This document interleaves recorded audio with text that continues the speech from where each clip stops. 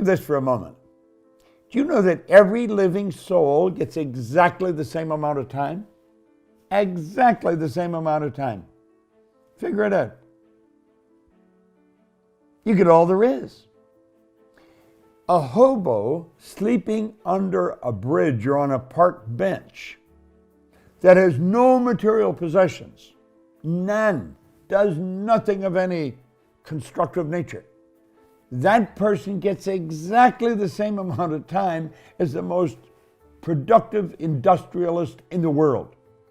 We all get exactly the same amount of time. So it's what we do with the time that makes a difference. Now, I want you to think of the number of time management programs. Almost everyone under the sun has time management programs. In fact, I made one time, spent a lot of money on it. And then I found out it was a dumb waste of time and money. Do you know why? Time can't be managed. I was having breakfast with Earl Nightingale one morning. It was downtown Chicago, and I was going with him on a speaking engagement, and it was early in the morning. He said, "You want to meet for breakfast?" Whenever Earl Nightingale said, "You want to meet me?" I was there, and I always had some well-prepared questions. And I remember asking him, I said, "Earl, how did you learn how to master time management?" You know, we're having breakfast. I can still hear his fork hit the plate. He said, "What the hell are you talking about?" He said, "I've never mastered time management. Nobody masters time management." He said, "Time can't be managed." He said, "I merely manage activity." And he took a little card out of his pocket. And he said, "Every night before I go to bed, I write down 6 most important things I have to do tomorrow. These are goal-achieving activities. And when I wake up, that's what I start working on. And if I don't get them all done, I'll add them to tomorrow's list." You should have about 6. Now, if I have 3 that I didn't get done today, that doesn't mean I have 9 for tomorrow, like 6 plus these 3. Those 3 become part of the 6 you have to do the next day. When you wake up, you give all your conscious attention to do those things. See, you cannot manage time, but you can manage activity. You can manage your activities. Make certain that what you're doing really makes a difference. Make certain that you're spending your time on activities that are productive, that are taking you in the direction of your goal. What is your thing? And by that I mean, what is it that you love to do more than anything else? What do you think that you're best at? What makes you click your heels? So for example, I'm a connector, right? That's just, it started early in my life. I don't know, but I love to connect really smart people. I like to connect you with NYU here. But as you think about your career and in your early days, what is your thing, and when did you kind of understand what it was? It hasn't changed. My thing is learning whatever is new and applying it in ways that other people aren't thinking of.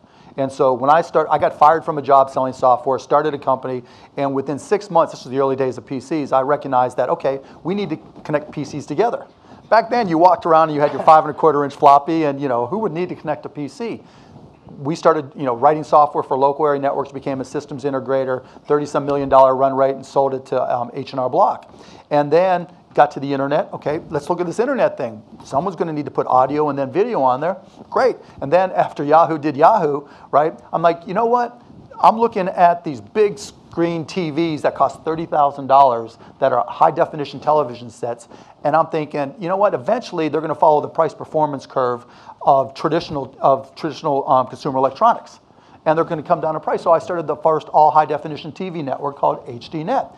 Then I'm looking and saying, okay, you know what? It's like 2006, 2007, and traditional television and cable is going digital. I'm saying, you know what? There's going to be a lot of storage space and first access digital space that cable companies aren't used to using. So let's take a movie production company that we created and let's make it available for day and date distribution where people will pay $20 to the cable company to watch this brand new movie, and we get to keep 10 of it.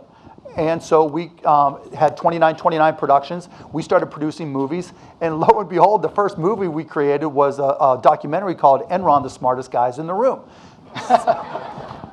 Got nominated for Academy Award, then we didn't really create any good ones after that, but by being first leveraging digital storage, we were able to take advantage and make a lot of money. And in the NBA with the Mavericks, just doing those types of things. And it's what I like to do now. And so, now I'm going through and teaching myself neural networks and, doing the same thing with machine learning and GANs and this and that, because AI is going to have more of an impact than the internet did. AI plus new types of chipsets plus 5G is going to change things far more than we've ever seen anything change.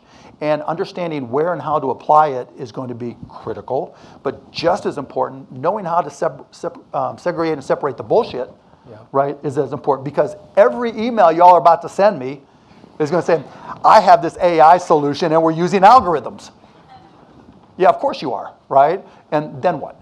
What really makes you different? What really sets you apart? But if I didn't do that work, if I didn't sit down and do the AWS machine learning tutorials, if I didn't go on YouTube and take, the NYU Introduction to Neural Networks or whatever, I'm not going to know it, I'm not going to be able to apply it, and I'm not going to be able to be first. And that's fun. That's fun. Knowing I get to kick the ass of some 22-year-old NYU graduate, that's awesome,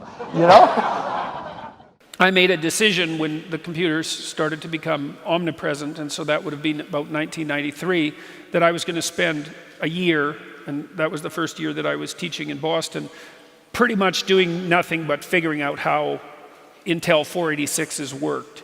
And it meant there was a lot of other things that I had to put on hold, but I did become a competent computer user, and I'm pretty fast. But, my son, it's just annoying as hell to watch him on the computer and on the phone, and my graduate students as well, because they're so much faster than me that it's not even funny, and I'm not really accustomed to being slower than someone else in the room. And so, it's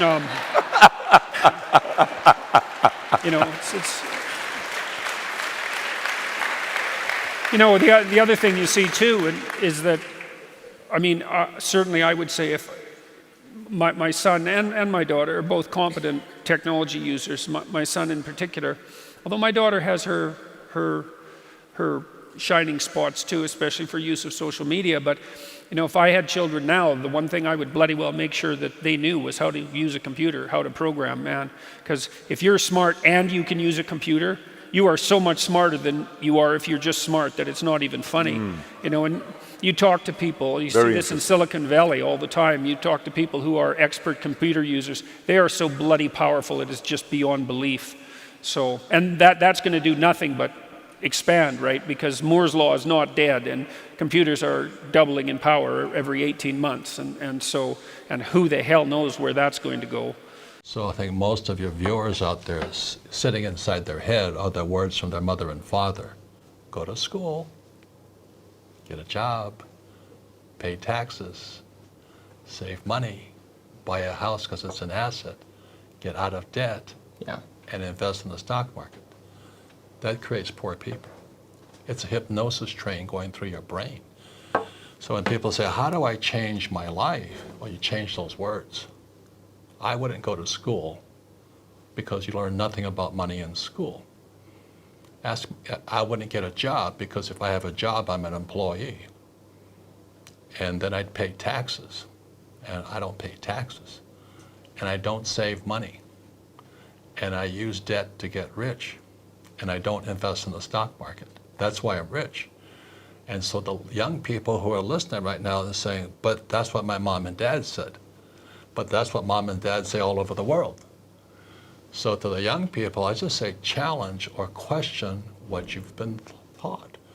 Because from the Bible, I'm not religious, the word becomes flesh. So if you say, go to school, and you say, but I learned nothing about money.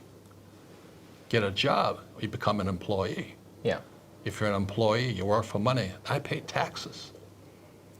Then they tell you to save money. Why would you save money when the government's printing money? And get out of debt. Well, debt is money. I use debt to get rich. Most people use debt to get poor and invest in the stock market. I don't invest in the stock market. So when you wonder why so many people struggle financially, is they haven't challenged the hypnosis, the words, go to school, get a job, work hard, save money, pay taxes.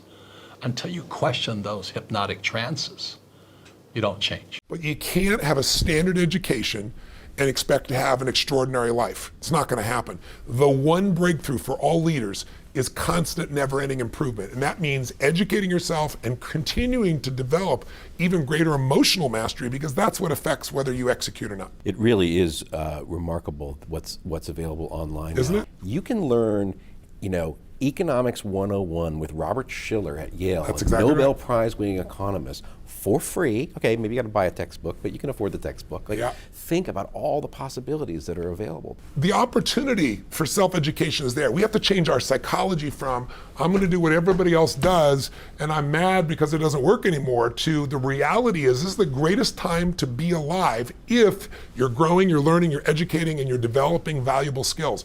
It's like, if you go to work for McDonald's, I don't know, I think the average I read recently is $7.75 an hour in the United States working for McDonald's. The skill sets, the value you provide can be taught to anyone in about 20 minutes. David Tepper made, $3.5 billion, I think, last year. He produced, I think it was a 40% return, right? 41% return. In a world, you go, that's those billionaires, those 1%ers. That's not 1%, he's the 0.0001%. But my point is, the added value he did for all those families who would have been getting 33 basis points, 0.5%, 1%, right? Well, it'll take them 72 years to double their money. He's getting those families to get 40% more in a year alone. He's worth $3.5 billion, right? So instead of complaining, you got to say, where are the skill sets valued in the marketplace? And how do I work harder on myself than anything else? Because if I become more valuable, then I will be able to give more, do more, and change more. When I interviewed Warren Buffett, I asked the most important investment he ever made in his life. You know what he said it was? I was thinking all the companies he'd done, He said, Tony, go into Dale Carnegie. I said, what? He goes, because by developing myself, that's the most important investment. Those skill sets, learning how to persuade, learning how to speak, learning how to influence, all my ideas would have died on my lips if I hadn't been able to influence, and I learned it from that little course. Most valuable thing I ever did in my life, he said.